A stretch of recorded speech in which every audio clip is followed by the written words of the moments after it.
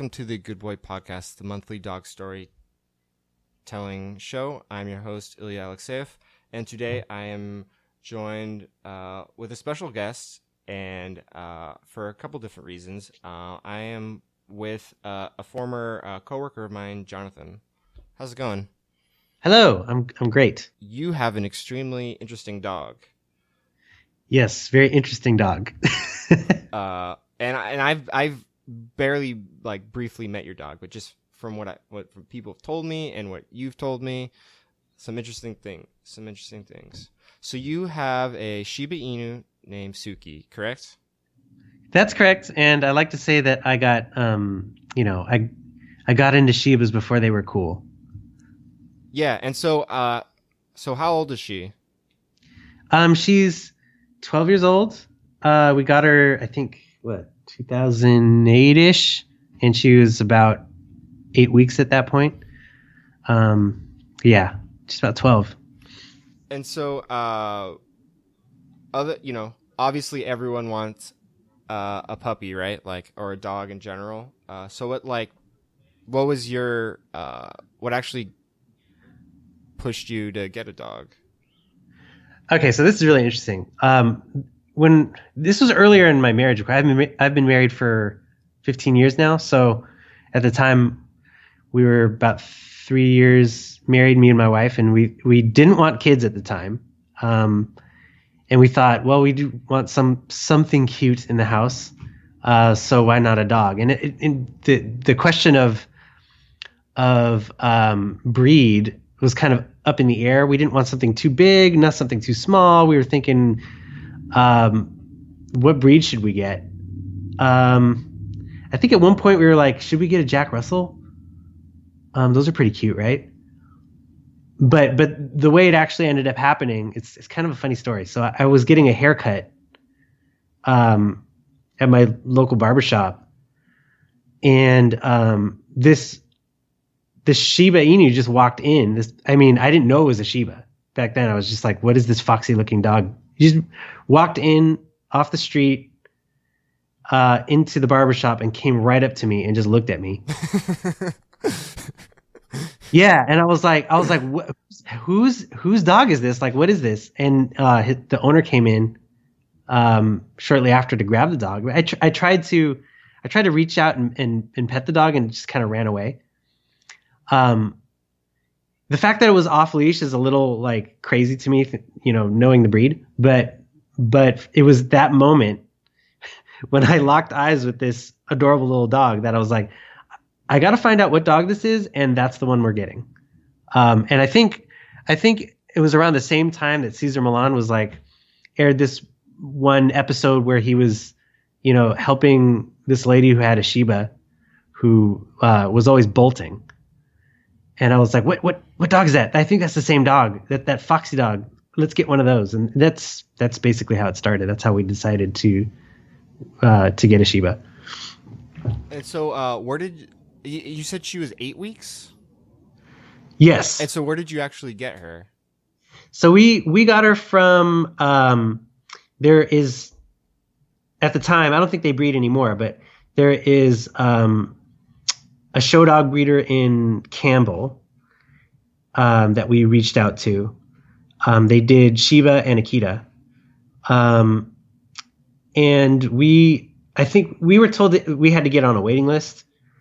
So we got on a waiting list, and we were expected to wait at least 6 months, but then someone backed out, and then that's how we got Suki. So I think we only ended up waiting a month. Oh, okay.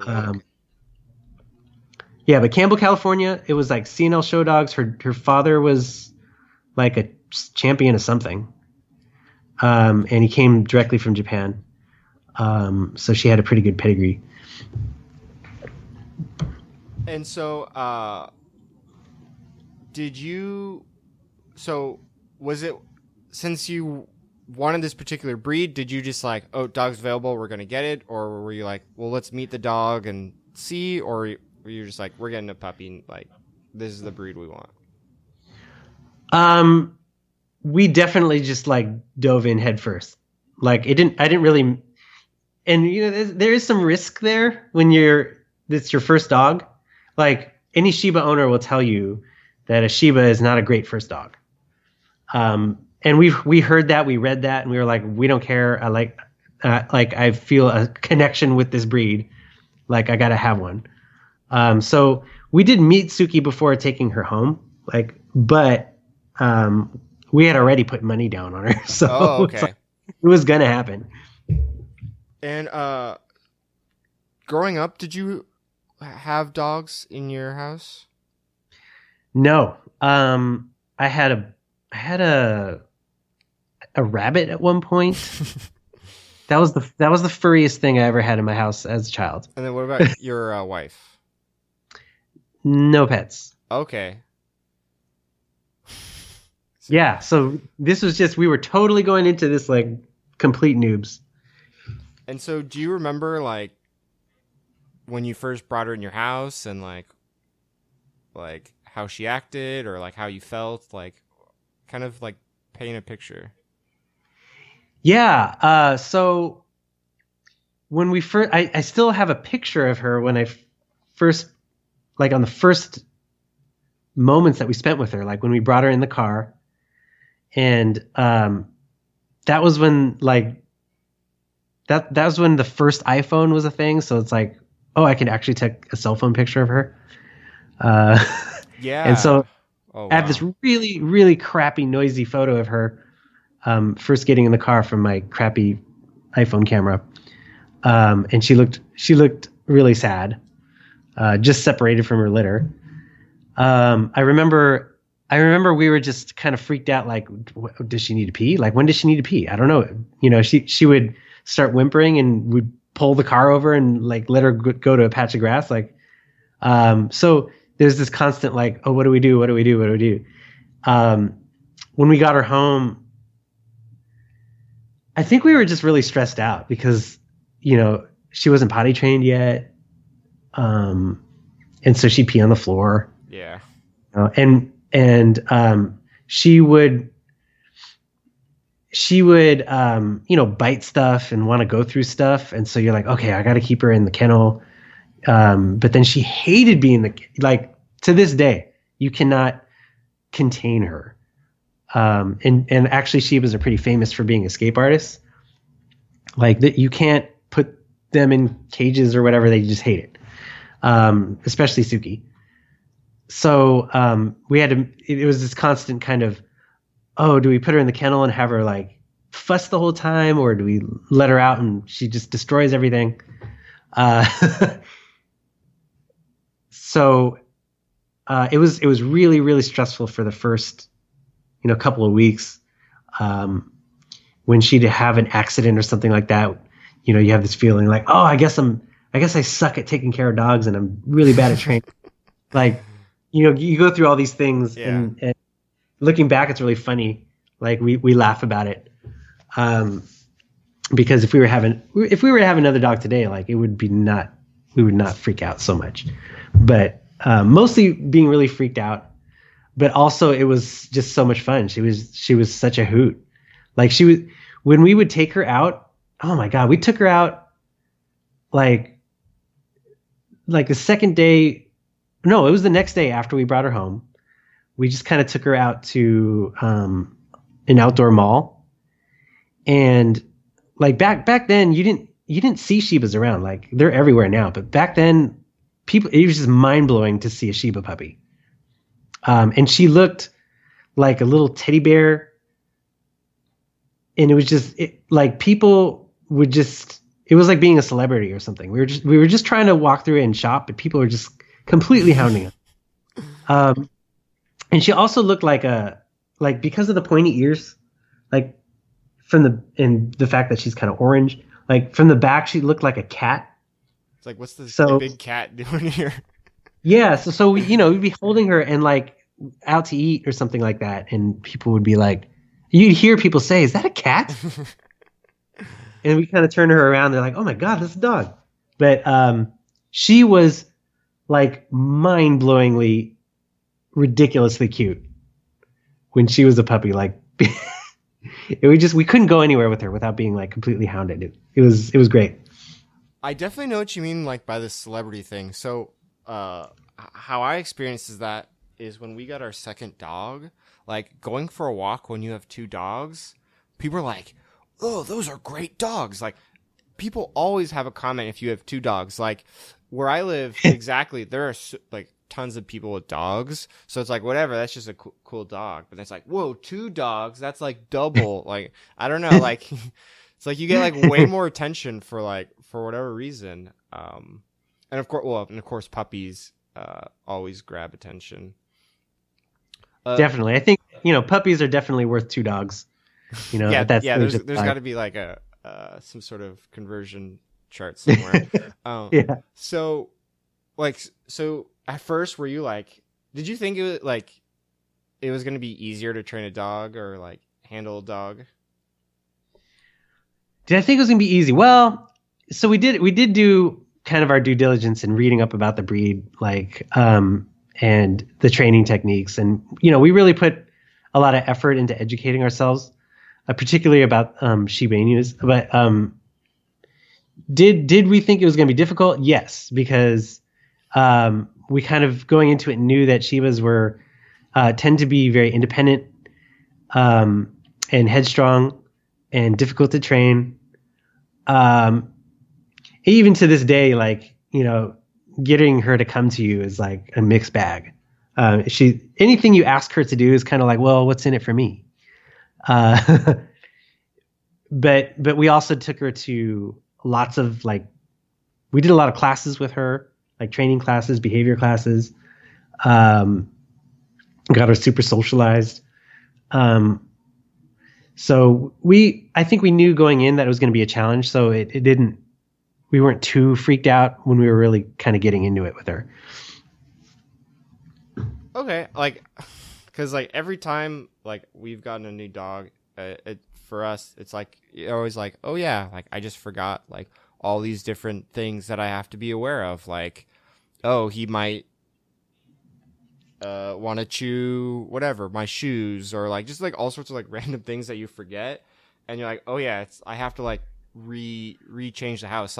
When we got my dog Dewey, he was 9 years old and he ran away right away. And we're like, oh yeah, because our other dog knows he lives here, he doesn't try to escape, so he doesn't even bother. But this one is looking for a way out.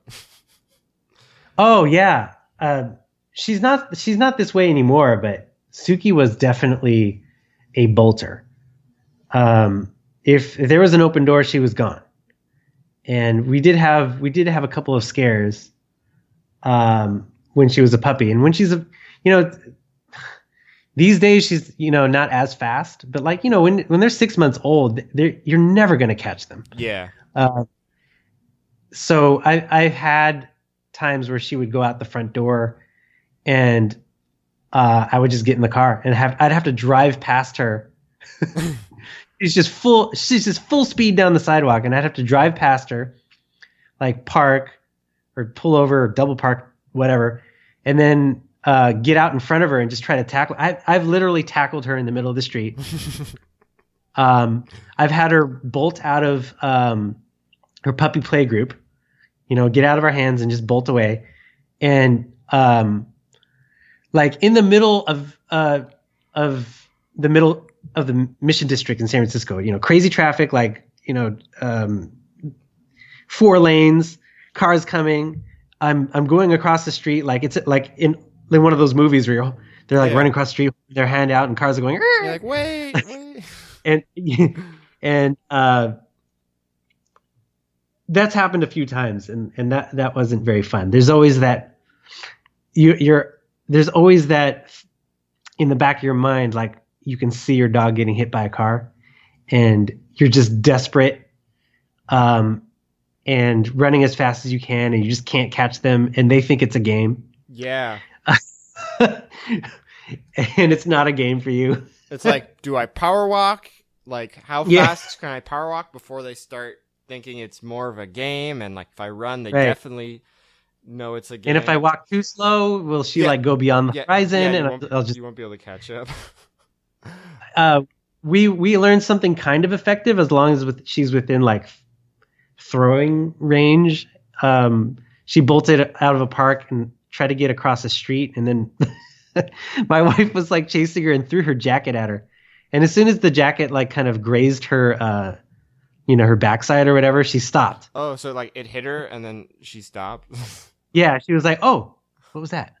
And then we were able to catch her. So, so that became a little bit of an effective means of if she was to scurry or away or something like that. If she was at least within range of like a thrown garment, you could like kind of interrupt that bolting process just long enough to grab her. So, we did have a couple of scares, and then we kind of like got really, really careful with her.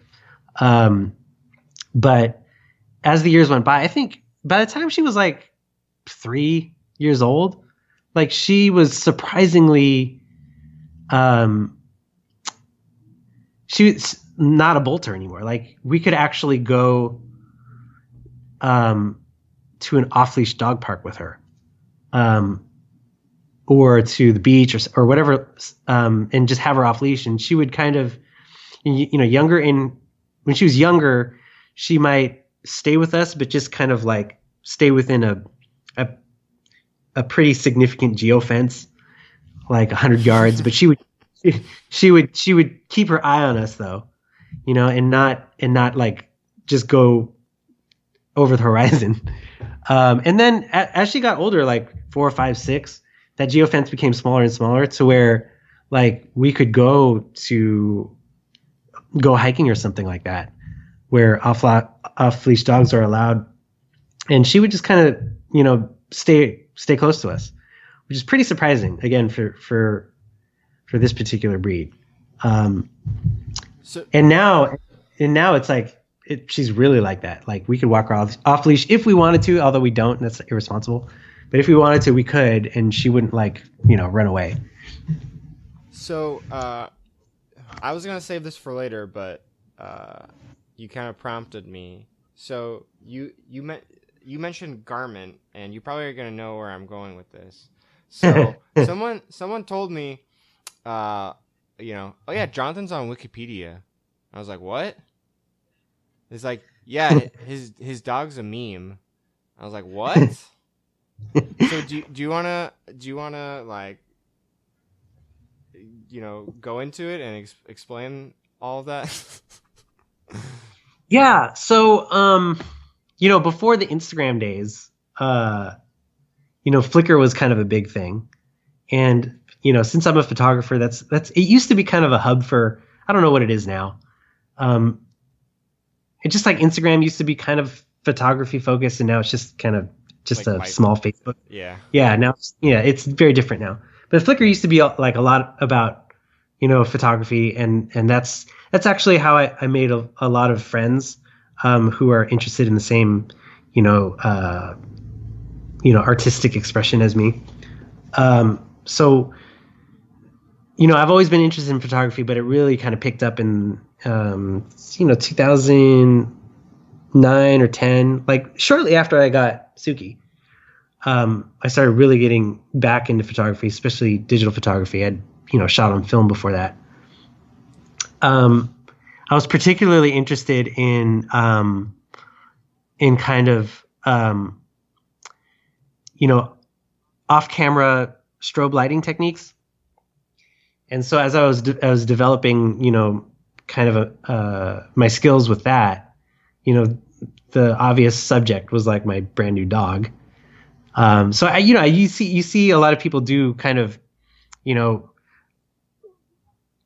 complex lighting situations with human beings all the time. And I thought, I'm going to take those same techniques and just do like a project where I shoot some ridiculous photo of my dog every week for 52 weeks for like the whole year. And that was kind of a thing on Flickr back then. So, certain photographers would I'm doing my 52-week project.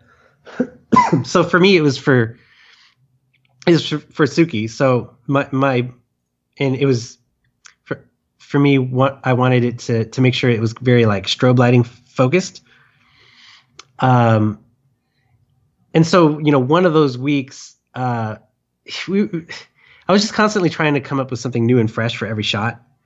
And one of those, for one of the weeks, I thought, let's do something like where I'm lighting her with an off-camera light. We're outside at night, and there's like, some street lights off in the distance that'll look like a super bokeh effect. And let's throw a scarf on her too, because that'll be cute. So we went out at night, and I took like a longer lens, like a 7200. I had an off-camera hot shoe flash situation going through a softbox, and I found some like really condensed like traffic signal lights somewhere in the city, and I kind of just placed them behind her, so it was creating this sort of like rainbow of bokeh lights like over her head, and just kind of started shooting away. And I got this particular shot where she looked really like she was kind of looking up and to the left and kind of like, I'm so cute. I'm so hipster, with her scarf. And I posted that, and I actually didn't know that it became included in the Doge meme. So, obviously there's the Doge, which is like, I think his name is Kabosu or something like that. And he's in Japan, and he's that one where he's like doing that side eye. And so that's like Doge. But then also that image of Suki that I did with the scarf and the lights, someone had put a bunch of like Doge words over it, and that got around.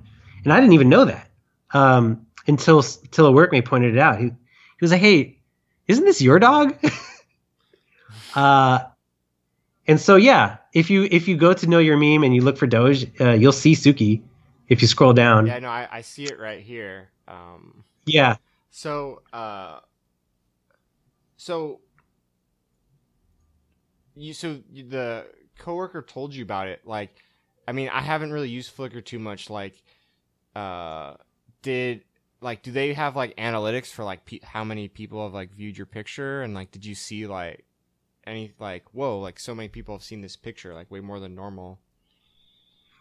Yeah, they do. So, Flickr used to have this thing called the Explore page. I think they still have it, but like if you're, it's kind of like the trending page for Flickr.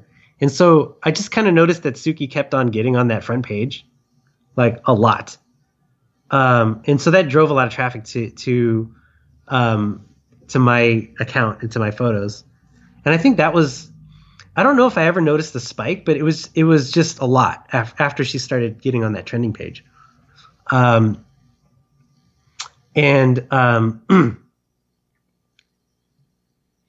Yeah, I also had a blog though. Oh, okay. Yeah, I had a blog too, and that got a lot of traffic.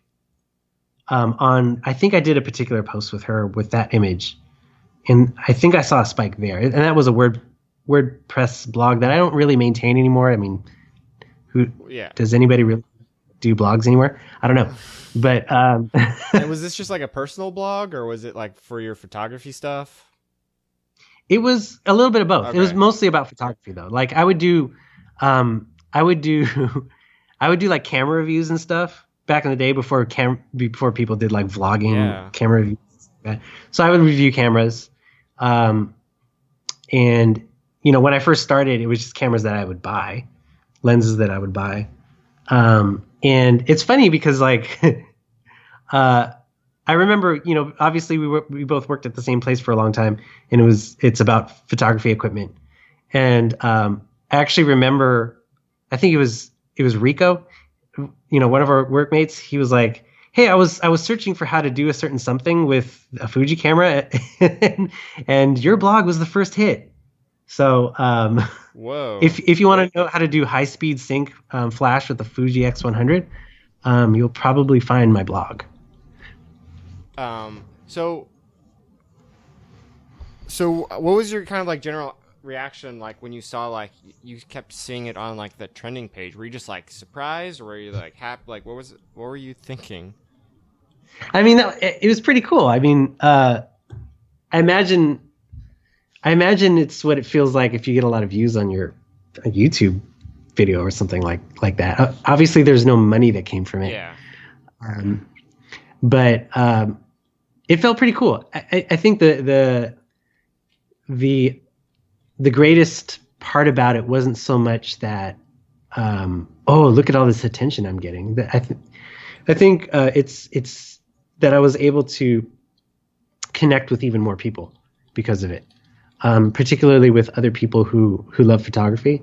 So it wasn't like a oh, I'm liking this fame situation. It was like, oh, more people know me now, so I know more people, and like now I'm networking more and learn. And I still have friendships today that I made in those Flickr days because Suki kind of blew up for a second. She had her moment of fame. Yeah, that's like an interesting thing, like because it's just kind of like it seems like, especially back then, it was more of just kind of like you just were like contributing to like a community. Like obviously, you had a blog, but like on Flickr, you just like, I want to like share my work with people, and it's not so much of like to necessarily get something, which I don't know if we still if things are still the same now. I mean, that's sort of a different topic, but it's definitely cool that I think it's awesome like that happened. Like that's something I would want. Like I want to contribute to like this cool thing. Like I don't necessarily want to be like the most popular like dog account or something like that. Like with like a current lens on it. So yeah, so anyway, so I looked this up like a while ago before I even did this show, and I was like, oh, that's weird. Jonathan's on Wikipedia. When did you know you were on Wikipedia? Like I said, it was when the one of my workmates mentioned it. Okay. I don't. Yeah, I think he saw her somewhere. I can't. And then just started Googling her and found her on Wikipedia and found my name there somewhere. And it actually wasn't. Yeah, that's when I found out, and I was like, "Whoa, that's crazy." But there was a certain, of course, photographer side of me that was like, "Oh man, my image got stolen." Oh yeah, because it's like that's such an easy, like that's like the biggest concern in like the digital age, right? Where it's like something I made got traction, and then like people are just using it, or people can use it for. Like obviously a meme is like harmless, but like for I don't know whatever, especially like that. Let's see, 2000. I mean, that was a little bit past like the like right. I would say that was like right after kind of like the LimeWire days, where that was kind of not as popular. Where people, it's just like so easy. Like people were just taking stuff and had like no care or like thought that like, oh, this is like, anyone had no idea about like internet rights or whatever. Yeah. So in the Doge meme Wikipedia article, there's a link to a Verge article. So what was that like? How was that being like interviewed for like an article? Oh man, I completely forgot about that. Yeah, someone at Vox Media reached out to me. I remember that now. And they were like, "Hey, I want to interview you about Suki." And actually, it was just like this. It was kind of like just a conversational format. We talked for about an hour about Suki, and then he just cut a bunch of what I said into an article on The Verge. I completely forgot about that. Thanks for reminding me. Yeah. Let's see, December 31st, 2013. Wow. And I think 2013 is the year that Suki went to the Webby Awards, and that might be the reason why I got that attention. She went to represent the Doge meme as the meme of the year. Because obviously they couldn't really get, the side-eye Kabosu Doge to fly all the way from Japan to New York. Yeah. But they called us to do it, and we totally did it, and it was funny. That's a whole other story. I mean, go into that. Yeah. So we just got reached out to by the organizers of the Webby Awards for 2013. They said, "Hey, we'd really like to have your dog like walk the red carpet and be in the show and take pictures with the celebrities." And it was like all expenses paid, so they flew us all out there, paid for the hotel and all the transportation. And Suki, that's the only time I've been on a red carpet. And it was pretty wild to like walk down there and like have people, be on the other side of that, all those flashing lights. Yeah. With my dog. And like, it's kind of funny because normally the photographers are kind of up high and they're taking pictures of people, just standing and like Suki walking by, they all had to crouch down low. Like, we had certain like, the news reporters were there and they would they would like kneel down and like hold a mic up to Suki, like they were interviewing her, and it was just so bizarre and funny. So once we got through the red carpet, we actually went to the green room and she met Patton Oswalt, took a picture with him. We have a picture with her in Questlove and George Takei. What? Yeah. I still remember when she met George Takei.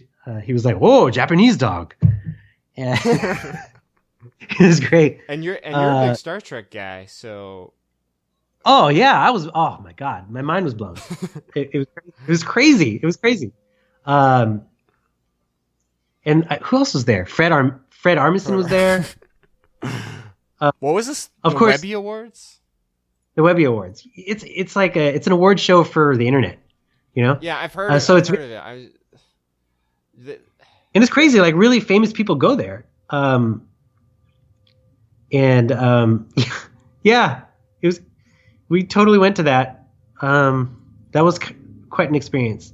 And on our way out, she definitely peed on the red carpet. I think that was the funniest part. What year was it? Did you say 2013? This was 2013. Okay. Yeah. I'm looking up the 2013 Webby Awards. Did they fly you out there? They did. Oh wow, that's awesome. And it's like, I mean, like you have to go to that. It's like, why not? Like, yeah, I mean, like I wasn't going to turn that down.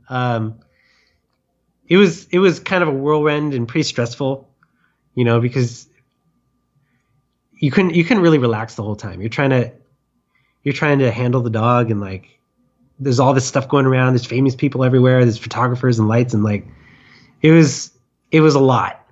And everybody wanted a picture with Suki. Like it was pretty insane. So a lot of it was just Suki in front of a step and repeat and like waiting for celebrities to come up and take a picture with her. It's like, who's the famous person here? I don't know. It was a lot of fun. Did the Doge meme win? It did. It got meme of the year. I'm trying to. I don't see. I'm trying to see the here we go, full list of the winners.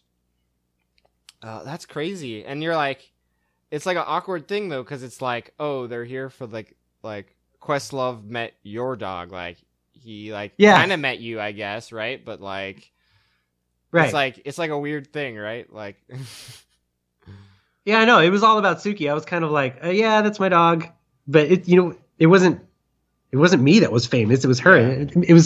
It was super bizarre. But it was also kind of nice because I don't think, I'm just a normal ass person. I don't think, I don't think I would have liked all the attention. I'm not about that life. So it was kind of nice to just kind of take a step back and let Suki be famous. Just be satisfied with that. So like, just in all your time, like going for walks, do people ever say like, oh, like not even that they necessarily recognize her, but like they know Shiba Inu's like Doge meme? Do people say stuff like that to you like all the time? Yeah, it actually happens so much that you get kind of like, oh yeah, I never heard that one before, kind of thing. especially, but especially kids. Like anytime kids see Suki, it's like, oh, Doge, Doge. It's kind of tapered off a little bit since the meme is getting a little old, but it still does happen. It's mostly with like youths. Oh, okay. Well, you got to have a new you got to have a new picture that takes off. Like it needs to be reinvigorated. Yeah, exactly. So, it's been mentioned a couple times that you're a photographer, and so, what do you think that's like to be a photographer and have a dog? Because, like, obviously, since smartphones have become a thing, like everyone has one. People take all sorts of pictures of dogs, but of course, like the phones aren't always the best, or the people are just, hitting, just taking the picture, but it could be like the worst photo ever. So what's it like to be able to take like great pictures of your dog? Um, it's definitely harder than the results. Kind of, the results don't tell the story. Like, so sometimes people would ask me, "Oh, how in the world did you get that photo of your dog? Like, how did you get her to pose that way? How did you get, And the reality is that behind the scenes, it is like a train wreck. So, so I might take Suki out for, during the project, and and I might take hundreds of photos of her to get one shot that looks good. So even though it looks like she's doing this amazing pose, I just kind of got lucky with the timing, and or kind of learned how to read her body language, or when she was going to do a certain thing, and finally got the timing right. And sometimes I'd get the timing right, and I'd totally, mess up the exposure, or the focus is off. And so I'm like, damn it, that was almost perfect. But it's taking photos of dogs, and through this I made friends with a lot of professional dog photographers. You come to know. There are people who are much better at taking photos of dogs than me. People that I connected with who actually do it for a living, and really know, how to get the best out of a dog for a photo. But the theme is always the same. It's extremely difficult and kind of crazy. I can actually, some of the most difficult shoots I do with Suki, where people are like, "Wow, that's you make it look so easy," are the ones like where she's at the beach and I look kind of lighter with light, and like there's a sunset and it's like really dramatic. But in those photos, I can remember me and my wife being pretty miserable. It was extremely cold and out in the beach. It's during the sunset. In San Francisco, we don't have those like warm sunsets. It's not LA. It's not LA. I'm lying prone, in wet sand, and trying to adjust my lighting and get my focus, and the lights going down. We only have a certain amount of window, and like, yeah, I took the project very seriously. But because of that, like when you keep trying to push the envelope and do something more ridiculous, looking back now, I'm like, that was really funny. But there were moments where I'm like, this is the stupidest thing I've ever done. But there is something kind of satisfying about getting something you like out of it. But it's not as easy as just like, strike a pose and hit that shutter button. It's a lot more hit and miss. Yeah. Than you might think. It's not even like taking a portrait of a person, right? Because like you have like very little control of how, like, even if they're not like moving, like walking around, like where they're looking, like it's so hard to manage that. I take pictures every once in a while, and just sitting around, I'll get a picture of the dog, and even like they move so much, and their heads or they'll go towards you, and then like your focus is all off, and it's just like I have so many, I probably deleted most of them, but so many bad phone pictures of dogs, like It's like, oh, he's just standing right in front of me and he keeps moving or he's like licking me. It's like, man, like, Yeah.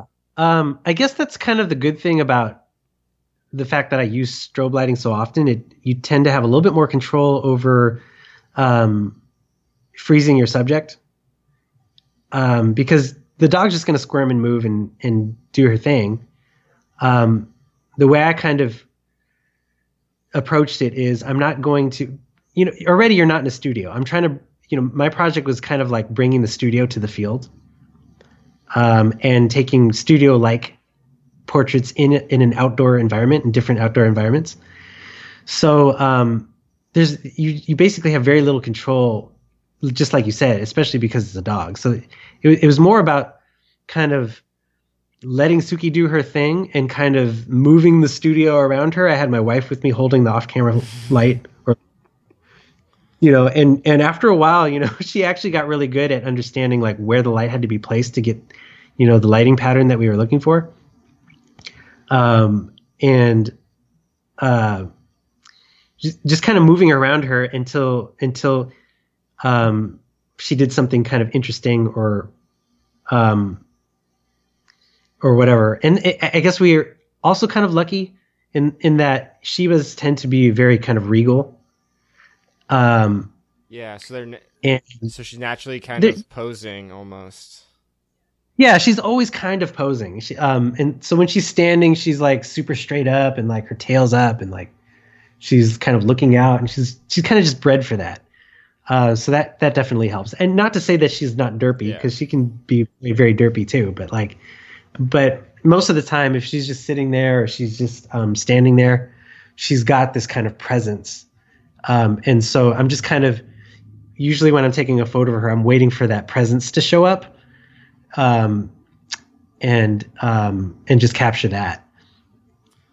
So another point I just want to make about what I think interesting about the photography aspect of it is, like, for me, like, I don't know if nostalgic is the right word, but like I like to like kind of like have like memories kind of like preserved.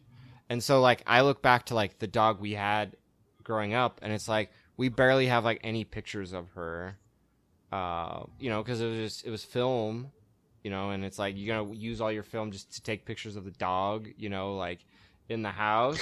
And so I think it's awesome that you could easily have like, even if it's one good picture of like throughout like each year or whatever, and then like you could really see like, oh man, like this is like how she looked throughout her life. Yeah, definitely. And digital did kind of pave the way for that. And honestly, as hard as it is to take a photo of a dog with an iPhone, I mean the iPhone really did it too. I got Suki at the same time that the iPhone was like a year old, and yeah, the camera was really crappy back then, but I still have some, as long as you had enough light, Yeah, I still have some decent photos of her like as a puppy with my iPhone, because the only alternative I had back then was my DSLR, and you're just not going to take that around all the time. yeah. And even today, like I don't take my legit cameras with me everywhere. And of course, iPhone has come a really, really long way. But there are certain things that you just want to capture as a memory sort of thing. And it's funny because like that didn't become very important to me until maybe the last few years. Like the snapshot thing. I was one of those photographers who's like, snapshots, that's not art. But it's like, it doesn't matter. It's like sometimes you want to just preserve memories, and photos are great for that. Yeah, like I have some pictures that I like of my dog where he's just doing a funny pose, and it's like artistically it's not like the best lighting and all of that, but it's like I got him a clear picture of him in this pose, and so like I can enjoy that. Totally. So you used to live in San Francisco, and can you just touch on briefly kind of like the dog culture in San Francisco?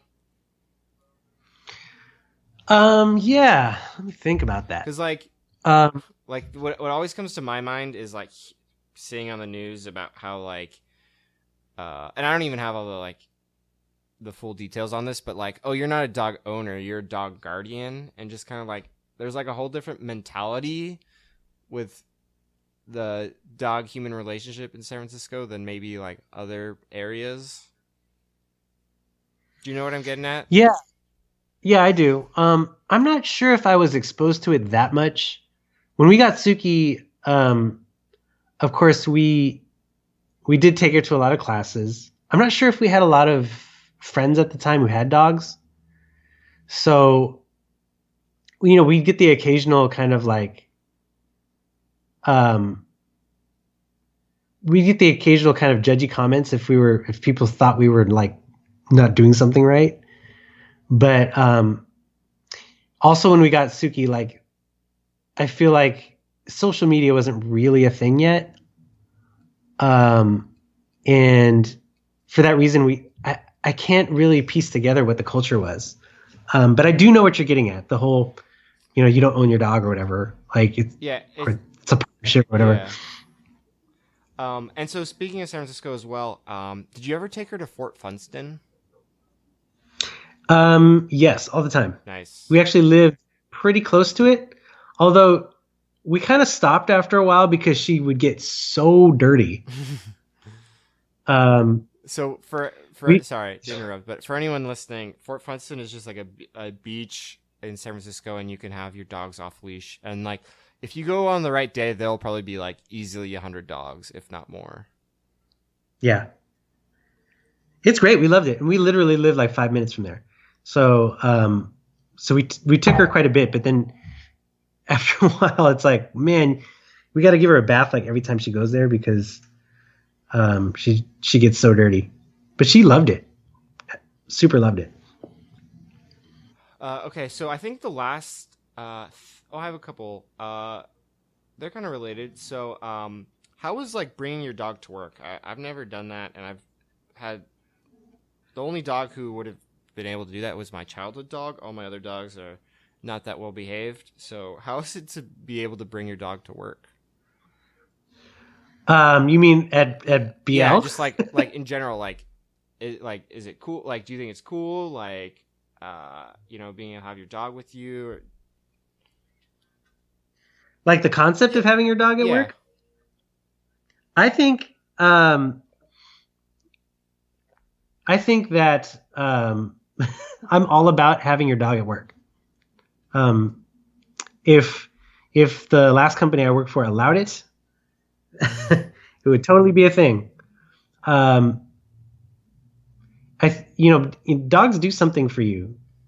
Um, they really are kind of like therapeutic animals. Um, and it's funny because I just moved to Portland, and apparently at the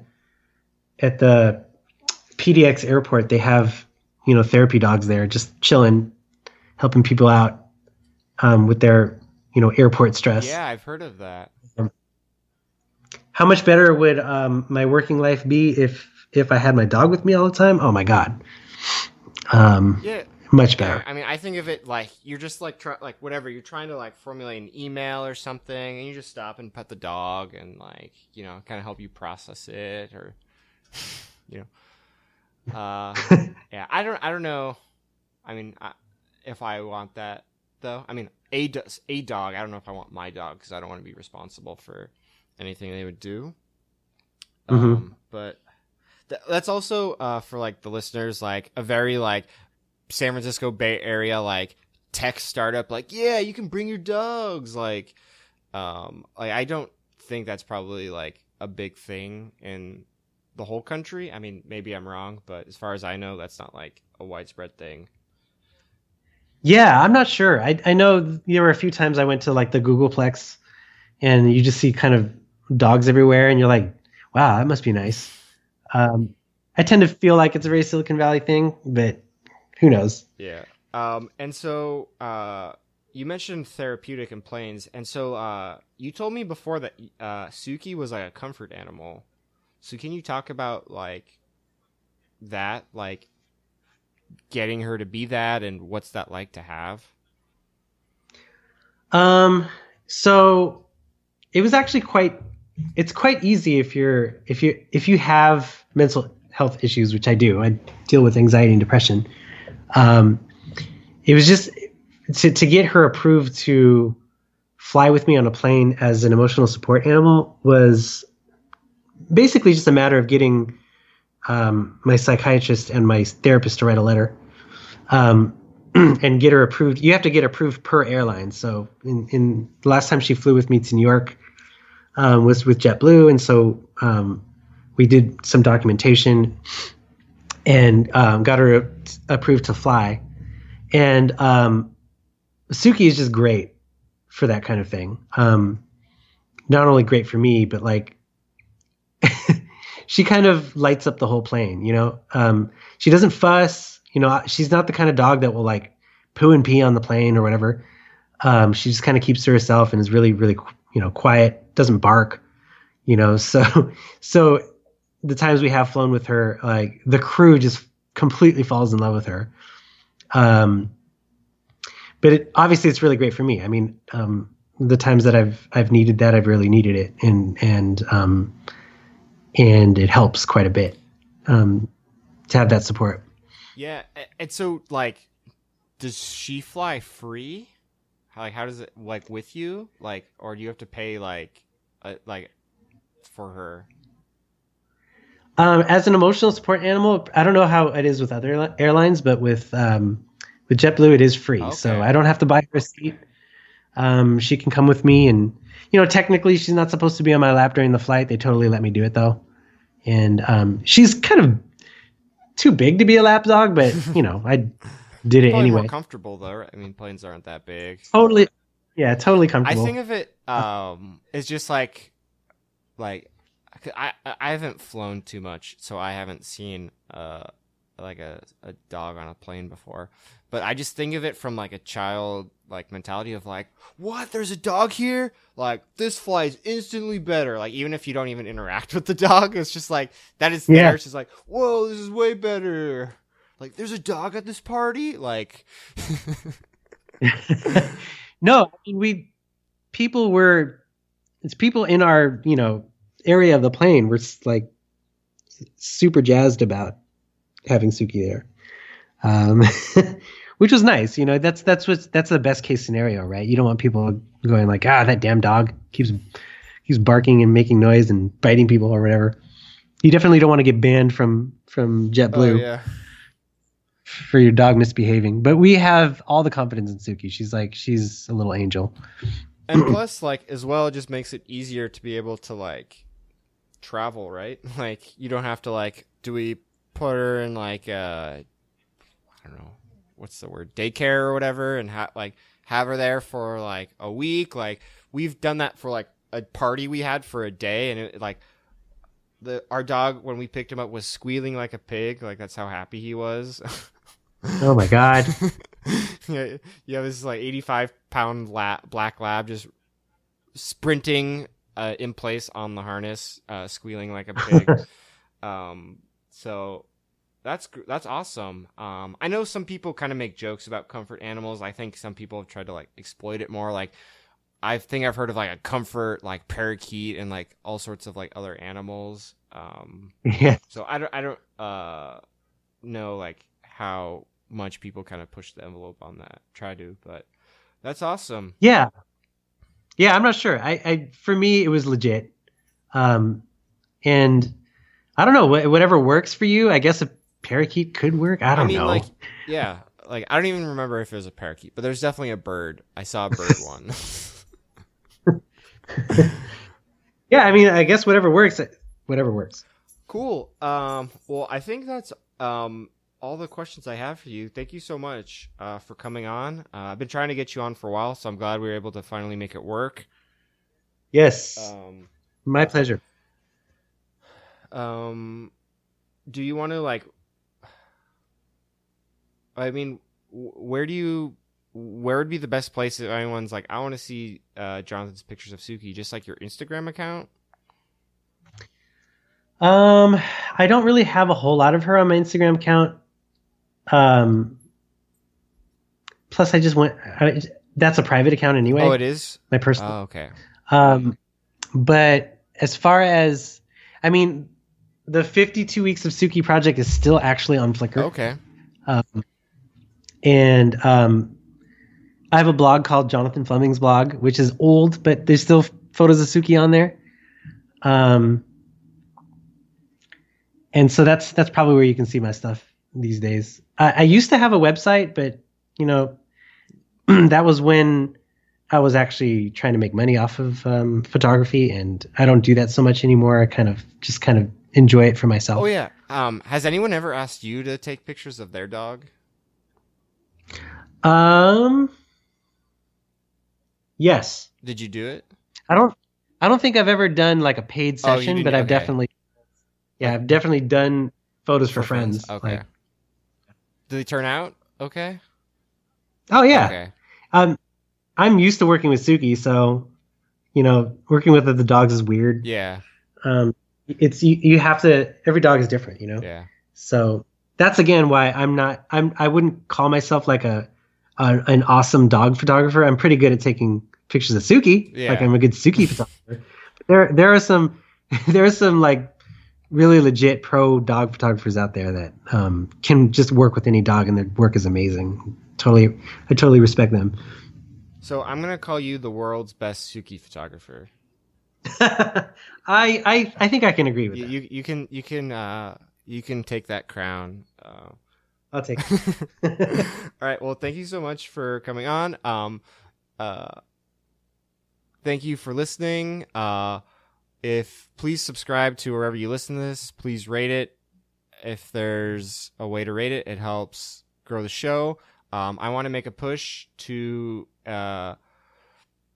make the Instagram page obviously more active, definitely more active, but bigger, and try to draw more people in. So follow it there at the Good Boy Pod. I think that's all the notes I have. So, hey, do you remember? I mean, do you know what my little sign off is at the end of each episode, Jonathan? No. Uh-uh. So I always say, keep petting those dogs. Okay. Nice.